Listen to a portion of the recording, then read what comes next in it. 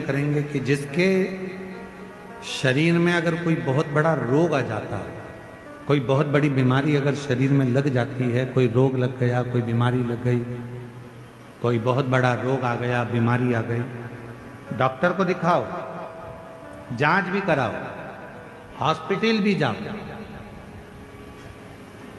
और अच्छे से अच्छे डॉक्टर को दिखाओ। पर साथ में एक काम और करो, जब बहुत बड़ी बीमारी लग गई, उसका कोई हल नहीं निकल रहा, कोई रिजल्ट नहीं आ रहा, डॉक्टर की दवाई भी चल रही है, जांचें भी चल रही है, तो साथ में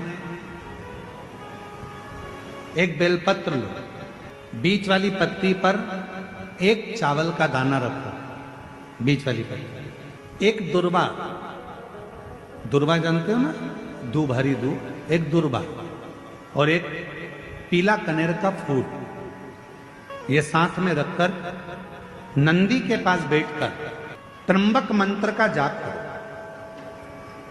और अगर मालूम पड़े कि त्र्यंबक मंत्र नहीं आता है तो पंचाक्षर मंत्र का जाप करो, नमः शिवाय। षडाक्षर मंत्र का जाप करो, ओम नमः शिवाय। और वो भी नहीं ले सकते तो नंदी के पास बैठकर श्री शिवाय नमस्तुभ्यम बोलकर अपने मन का भाव कहकर, बाबा बहुत रोग से ग्रसित हूं, मेरे महाकाल राजा, मेरे बाबा केदारनाथ, मेरे बाबा अमरनाथ, हे मेरे बाबा कृष्णेश्वर नाथ, कृपा करो, रोग से मुक्त करो। बाबा से प्रार्थना कर कर जो चावल, बेलपत्र, दुर्वा, कनेर का पुष्प है वो शिव जी के ऊपर समर्पित कर दो। और एक लोटा जल, जिस ओर जल बहता है उत्तर की ओर, उससे विपरीत में खड़े हो दक्षिण की ओर, दक्षिण की ओर खड़े होकर उत्तर की ओर मुख कर कर जल चढ़ाना प्रारंभ करो, धीरे धीरे उसी बेलपत्र के ऊपर। जल पूरा चढ़ जाए, उसमें से दुर्वा, बेलपत्र औषधि के रूप में बाबा से मांग कर लाओ। बेलपत्र दूसरे दिन सुबह खाली पेट उसको खा लो और दुर्वा प्रदोष काल में शाम के समय जब प्रदोष काल आए उस समय पर उस दुर्वा को चबा चबा कर खा लो। धीरे धीरे धीरे धीरे रोग का निवारण होने लगेगा और तुम्हें दवाई लगने लगेगी, औषधि लगेगी। 9:15 का पहले पूजन बताया आपको, सुना है आप लोगों ने? पहले हमने उसको YouTube पे भी डाला है कि 9:15 पर एक भगवान देवादिदेव महादेव की आराधना होती है।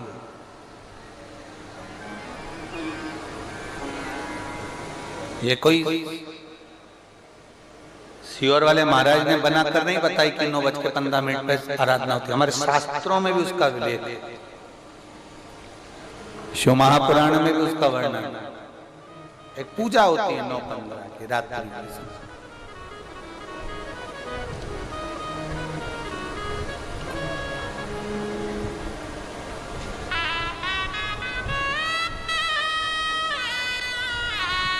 कभी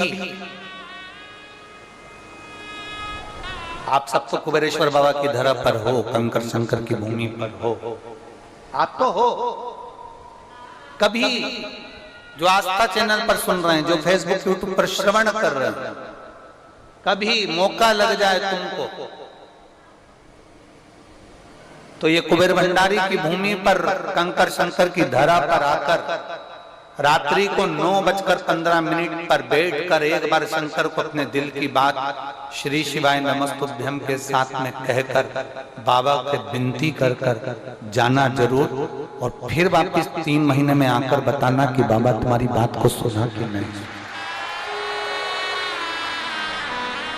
शिव तत्व की प्राप्ति। यहाँ एक बच्चा बैठा है जो 17 साल का हो गया था, जो चल भी नहीं पाता था और बोल भी नहीं पाता था।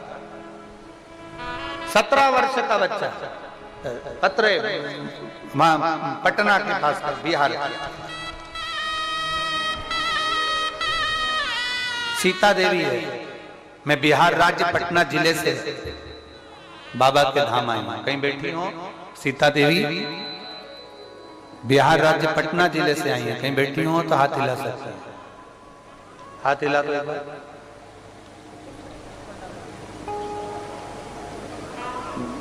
कैमरे में कैसे? हाँ ठीक है। बच्चा आया है के साथ? मैं बिहार राज्य पटना जिले से आई हूं। मैं बाबा का क्या गुणगान करूं गुरुदेव। मैं बाबा को माथा टेकने के लिए आई हूं। 2022 में 2023 में मैं बाबा से विनती कर कर गई थी रुद्राक्ष उत्सव में। भीड़ तो यहाँ रहती है गुरुदेव, पर बाबा से जो कहकर जाते हैं ना, बाबा सुनता बहुत जल्दी है। मेरा कई सालों से मैं वर्णन करना चाह रही, मेरे बाबा इकलौता पुत्र है जिसका नाम आशीष है। उसे रोग घेर लिया था, रोती थी उसको देखकर। 17 साल का हो गया था, न चल पाता था न बोल पाता था। पर मेरे बाबा ने ऐसी कृपा कर दी।